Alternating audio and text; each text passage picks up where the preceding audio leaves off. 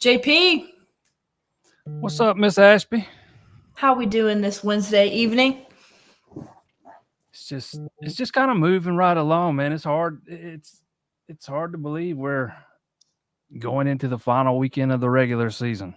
Mid-May. I feel like we've been doing this for doesn't feel like 4 months. It feels like it's just flew by, flew Absolutely. by. I mean, I feel like you were in Arlington 2 minutes ago. So do I. Yeah, We've had a lot. There's been a lot go down since that Arlington trip. That's for sure. yeah. No matter how it ends, man, it just feels like it's flew by. I'm sure to some of those guys on that team, it feels like it's kind of dragging by at the moment. But for me, baseball season just goes by quicker and quicker with each passing year. Yeah, it for sure, in my opinion, goes by quicker than any other sport. Like basketball season feels like it goes on. Football season feels like it's about 4 years sometimes. Baseball, snap and you're done. Yeah, football definitely drags on, at least for me sometimes because I live 3 hours away from Clemson, so I have to travel. No matter if it's a home game or a road game, I'm traveling. So I mean, it feels like it drags on a little bit. Baseball, I'm home some, and I'm not home, so it just flies by. Probably because baseball is my favorite sport too. So JP, this is a good question. What sport puts the most miles on your car? Football. yes, without question, football. You guys Because are it's massive. it's not just it's not just during the season. You're not just there on the weekends for the game or driving to wherever or whatever. It's all the practices I go to, the post practice interviews, camp that's coming up in a few weeks. I mean, it's all kind of stuff. Yeah, it's an all year thing for sure. And I don't know, it feels like it dies down for a little bit in the winter and then you're right back in the spring. But that's baseball season in my mind. So that's the priority at that point. Absolutely. Once you get to February, it's baseball season. All in on baseball for me, at least for me, anyways. I do a little bit of football stuff, a little bit of recruiting stuff because March is kind of a busy recruiting month. I'm all baseball once we get to February. I agree with you. All right. Well, before we get into it, talk about the last week. Want to go ahead and thank our sponsor, Shorty and Goose's Driving School, your one stop driving shop. They have many years of experience and pride themselves on being a small family business rather than just a business. They offer everything, including permit testing, first time driver's training courses, driver's license testing, and defensive driving courses to lower insurance costs and point reductions. Call or text Freddie at 843-495-0741 to find out how Freddie and Liz can help you. All right, JP. Another week. Last week we called it rinse and repeat, our episode, because it kind of felt like we were dealing with the same thing. We almost 1 week called this one later, Rinse and Repeat 2.0. that's what I was going to say. It feels like a little bit more of the same. But of course, a couple things were different. Tigers won the first game, home series. What were your takeaways from this series loss to Duke? I think sitting there Saturday, it just kind of dawned on me exactly how many injuries that they are dealing with this pitching staff and exactly how thin it is. Because I was sitting there talking with somebody, because the Saturday game started a little late with some rain and some lightning. Senior day got delayed till Sunday, so we had some extra time to converse. And I was talking with somebody about it, man, and until you start counting them up, I don't think you really realize how much they dealt with from an injury standpoint. And the more I think about it, the more I really believe losing Darden was kind of the nail that, broke the camel's back, so to speak, or however the saying goes. And it's kind of slowly, you can see some signs of it even before the last three weekends. But, if it doesn't go perfectly for them on Friday and you start having to burn guys on Friday and on Saturday, you're left with nobody on Sunday. And that's kind of how it was Sunday. They had at least they had BJ Bailey to start, unlike, a week ago. But then you start thinking about who's going to pitch after him, man. If he can only go 3-4 innings, what happens? And sure enough, he doesn't even make it through 5. And you have Nathan Dvorsky, who hadn't pitched all weekend. But after that, there was nobody fresh. You had Joe Allen, who had pitched the day before. They used him only the second time he's pitched twice in the same weekend all season. And you had Mostad, who they only like to use when they're up. Garris was still out, still going to be out this weekend. It's just gotten to a point where they're paper thin, and if it doesn't go perfect, for them on Friday, and they don't have to, if Canuck doesn't go deep and they don't have a lead and they just go right to Mostad, it kind of sets them up for failure the rest of the weekend, the way the pitching staff is currently set up. And it played out that way. The offense, who we have talked about ad nauseum, they did enough in the first 2 games. 10 runs Friday, 9 runs Saturday. The pitching just couldn't hold it down. And that's kind of been the opposite of what we've talked about for a lot of the season. It's the offense that has struggled. Offense did struggle in game 3, but still the pitching couldn't hold it down either way. And I just think that's kind of where you are. And I think it's kind of probably setting this team up for a very short postseason. I think that there's very small room for error in their season and what they have left, and in each individual game. Looking at the season, you've talked about for the last few weeks, the Tigers have to do X, Y, and Z to be a top 8 seed. And then it turned into what they need to do to be, a top 16 national seed. And now we don't even know where we're in that conversation. And so I think there's small room for error there. There's also, like you were saying, small room for error in each individual game, because if things don't go quite as planned, usually you have circumstances that you're prepared for in that situation with your bullpen. And I don't think they have that right now. And similarly, we've talked about in the past, a pitcher gives up a run, 2 runs, that should still be good enough for an offense to win the game. And it kind of felt like the opposite this weekend of offense was good enough, a lot of the time. And this time it was the pitching that couldn't come through. So I think that was a little bit frustrating. Talking about the injuries and talking about, the bullpen specifically, I know we didn't see Reed Garris this past weekend. How big of a loss is that in him being one of the 2 most dependent on guys in that bullpen? Well, we actually saw him Friday, right? That's right. And that's the game that he hurt himself. I didn't see him, but I didn't get to watch Friday's game. I didn't cover Friday's game, but listening to Eric Bakich after Friday's game, he didn't think it was going to be this big deal where he missed a lot of time. He actually left open the possibility of him being back on Sunday. Then when you ask him about it on Saturday, it's turned into he won't be back on Sunday. He's better today than he was yesterday. He was better yesterday than he was the day before, hoping the weekend. And now we know he's not going to be back this weekend either. That's for a pitching staff that has already suffered one loss after another, that is a devastating, absolutely devastating. He's not your closer, but he is the guy that gets you to the closer. And he's been so good this year, outside of that last appearance there Friday night where he gave up a couple of runs and 2 or 3 hits. I mean, he's got an ERA of 1.33. He's just absolutely gotten it done all season long. Only 3 times all year has he given up a run in an appearance. I think that speaks volumes about his production this year. He's made 17 appearances. 3 times has he allowed a run or more.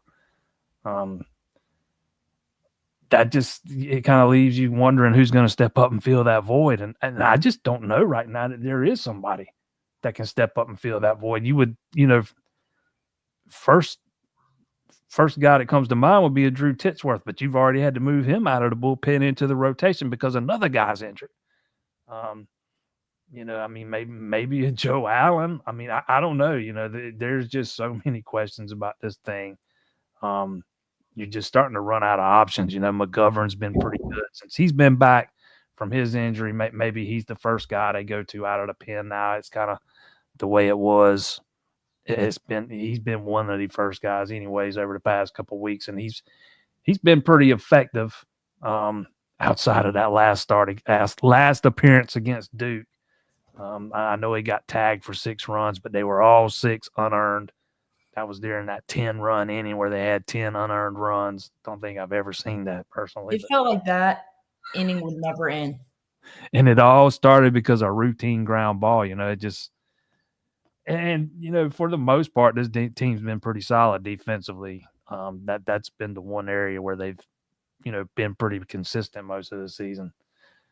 That inning was hard to watch. But, yeah, Garris is kind of – in my eyes, man, he, when you take everything into account and you consider all the guys that they've already lost, he's kind of irreplaceable in my eyes. Yeah, I think he's a backbone of this team and has been since the beginning. It's a guy that has been at Clemson for so long, has a lot of experience. And, I think to lead a leader like that on and off, lose a leader like that on and off the field, is really detrimental. Do we have an update on when Ethan Darden could return? I can't remember what we said last time. They were hoping he'd be back for the ACC tournament, but if not, then regional play. But even then, I mean, you're talking about a guy that hasn't pitched since the middle of March. Middle of April the 12th. It's over a month now. By then, it'll have been 6 weeks if he doesn't pitch in Durham next week, which I would probably be a little bit surprised if he did. How long, what kind of progression are they going to have him on? They kind of take it slow, bringing those guys back. They're on strict pitch counts. You're not going to roll him out there and expect him to throw 80 pitches in his first appearance. So he's definitely going to have to come out of the bullpen, or I would think so anyways, because you got to get him stretched back out and all that stuff. And you don't really have the luxury of being afforded a couple of weeks to do that. He's going to be hard pressed for time. And, you talked about it a minute ago. There's really there is no more margin for error. You've got to sweep this weekend. You got to do it without those guys. You got to go win 1 or 2 in Durham, and then maybe you can get back in the hosting conversation. But, I would not expect to see Darden before Durham, and probably not before regionals. JP, we have somebody in the comments saying, does JP have any eligibility? Might need a bat. I would like to know your thoughts on this. I have all my excuse me. Yeah, I got all my eligibility left. I think I have mine as well. If anybody was wondering, speed's a little slow for these days, though. I mean, if they need pitching, I will be ready. I will be ready in the bullpen. That's all I'm going to say. I was never a pitcher, anyways. Yeah, that would not end well if it threw me out on the mound. I got you covered. Don't worry. We'll leave that. We'll put that in your capable hands. Looking forward, you mentioned it a little bit, what this team needs to do to get back in the conversation of hosting Super Regional and hosting a regional. You mentioned sweeping Pitt, getting 1 or 2 wins in the ACC tournament. How do you think that they turn this momentum shift around and sweep that series or even win that series on the road? It's going to have to start with the offense. First and foremost, and I say this every week, it kind of starts Friday night with Knock. To me, you got to win that game. I usually say you got to set the tone on Friday, but now I'm going to change that to say you got to find a way to win that game. Win the game. Somehow, some way. Yeah. And hope you don't have to use everybody in that bullpen to do it. You would hope Knock can go give you 6 or 7 innings. Not that he's done that a whole lot this year. He's not been quite as efficient as he has in the past, or that he was last year. Let's put it that way. But for me, if they're going to get it turned around, the offense is going to have to break out of this funk. And, they've been mired in it for a month now. There was some signs that they were some guy, that maybe they'd start coming out of it Friday, Saturday, only for them to go right back into that shell Sunday.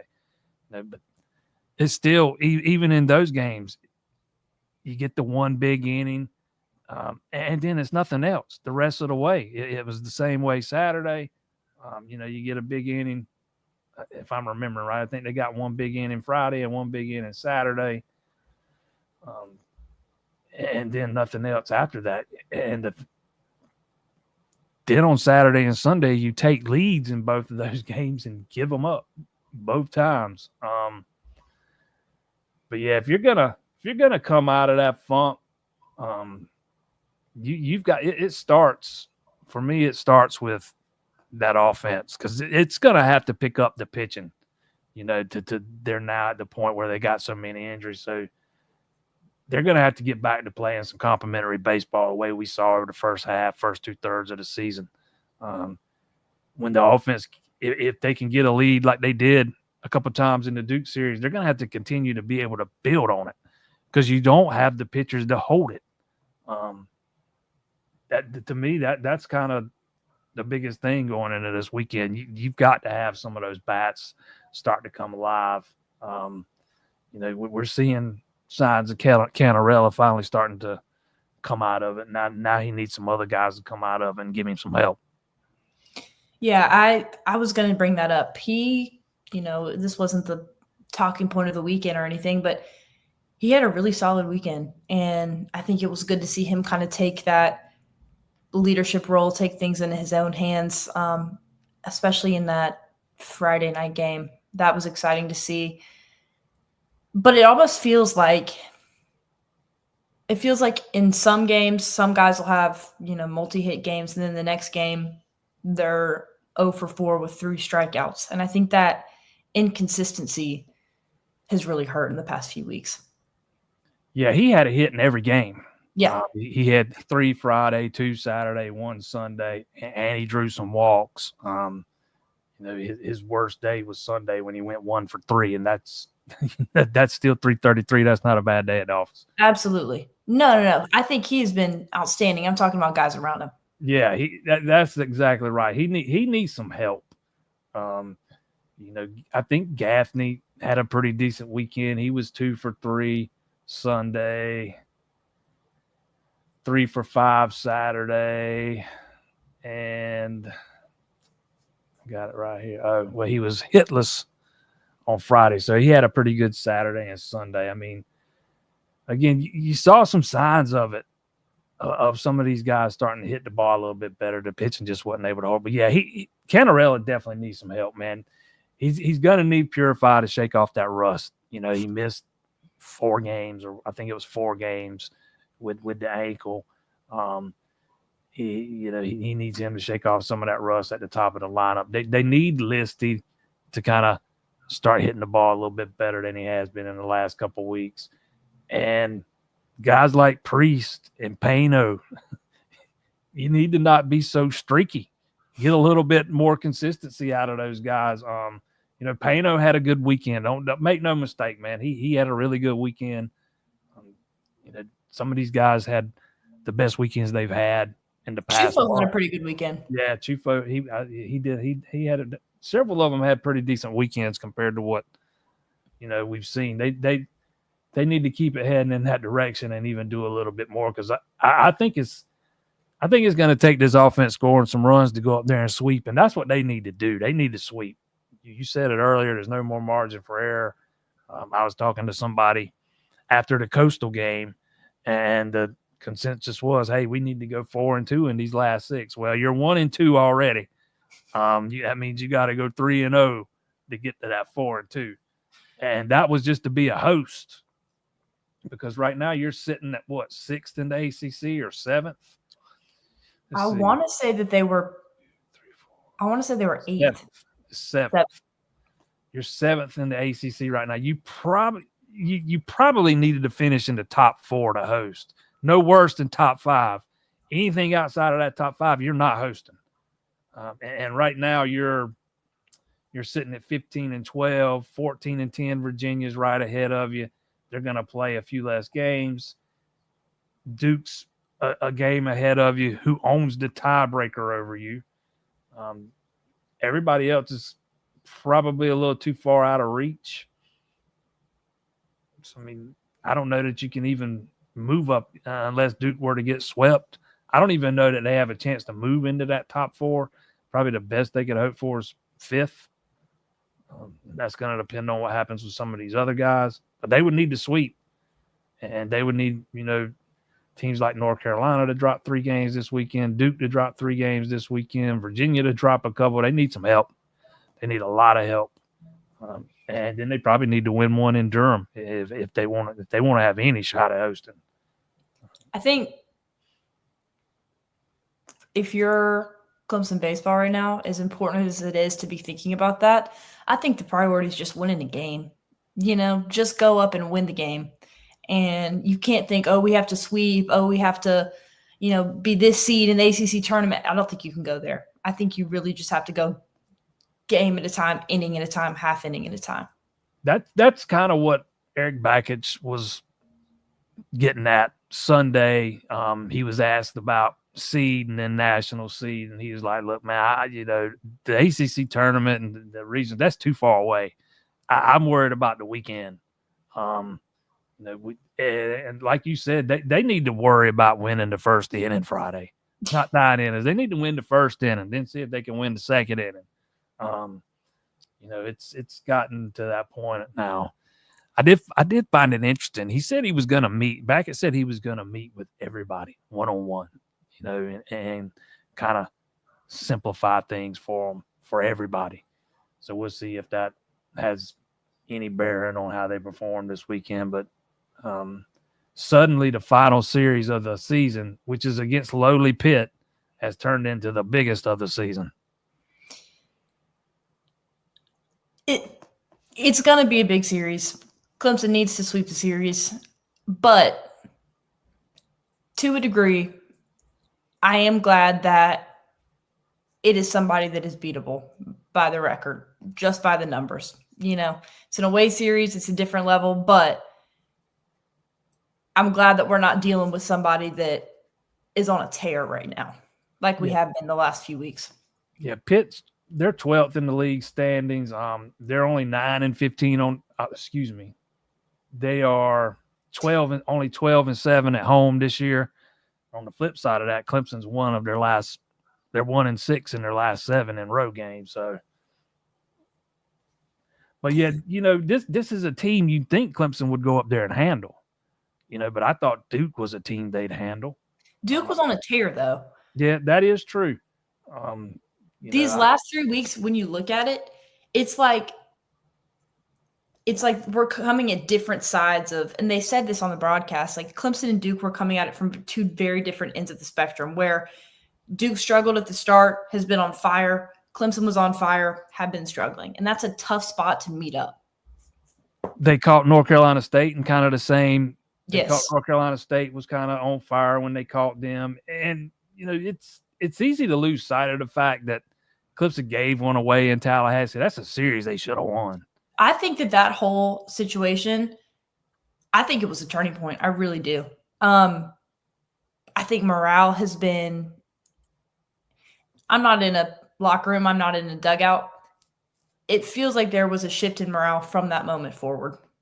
There was not the same amount of energy in the dugout when they got to Conway last week. And it was pretty evident. When you give that game away on Friday like you did to Florida State, and I'm not just talking about a blown save. A closer is going to blow a save from time to time. But there were opportunities in that game that they had where they could have, put more runs on the board and given themselves a little bit more insurance. So you drop that one. Devastating as it, because you go into the bottom of the ninth, you got 2 outs, 2 strikes, you're up 2 runs, and you end up losing that game. You get the lead back in the 10th and still give it up and lose. And then the next day you go down 10-0 and pull back to within 2, only to kind of run out of pitching, and Florida State just start using your guys for batting practice, and you get run ruled anyways, like 20-9, I think it was. Yeah, as bad as Raleigh was, I think the Florida State series was the real, gut punch. Because it felt like at the NC State series, it kind of just felt like it wasn't going to happen. And the Florida State series, it was like, oh, we're right here. It's in distance every single time. And I think that's why it was frustrating, particularly frustrating. Yeah, you had opportunities in that Florida State series down there. I mean, if you just look at the scores of the games, you'd think Florida State probably dominated that series, but it was much more competitive than some of the score or a couple of the scores would suggest. Again, anybody watched that game that Friday night, which I didn't get to watch the whole thing, but I went back and looked at some of the highlights and went through all the play-by-play stuff. That was one, and I actually started watching it tonight, so I did see the meltdown. But there was some other opportunities they had to put some. I take that back. I saw that whole game, so just scratch all that. I'm thinking about a different one. But there was some opportunities they had to put some runs on the board. Remember the fly ball where they had runners on second and third. Priest doesn't make it home before whoever it was got thrown out at third, nullified a run. Pano gets picked off at second right before Priest doubles. I mean, that would have been another run. And I've seen people kind of accusing Priest of not going all out on that run. I went back and watched it. I thought he was probably running as hard as he could. He's just not a fast guy.